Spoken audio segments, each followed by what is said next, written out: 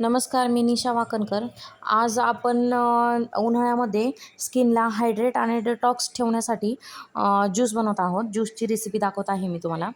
मी एक bit, cucumber आणि एक लेमन, एक कॅरट घेतलेला आहे. हे सगळं स्किनला हायड्रेट ठेवण्यामध्ये मदत करतं, ज्याने त्वचाला चांगलं पोषण मिळतं. लेमन हे स्किनला डेटॉक्स आणि कोलेजन बूस्ट करण्यामध्ये मदत करतं आणि पूर्णपणे स्किनला, बॉडीला हायड्रेट ठेवण्यामध्ये मदत करतं. हे स्किनसाठी खूप छान रेसिपी, म्हणजे स्किनच्या इम्प्रूव्हमेंटसाठी खूप छान रेसिपी आहे. नक्की ट्राय करा तुम्ही. मी दिवसातून 2 वेळेस घेते. माझ्या स्किनला बघू शकता तुम्ही किती चांगला ग्लो आहे.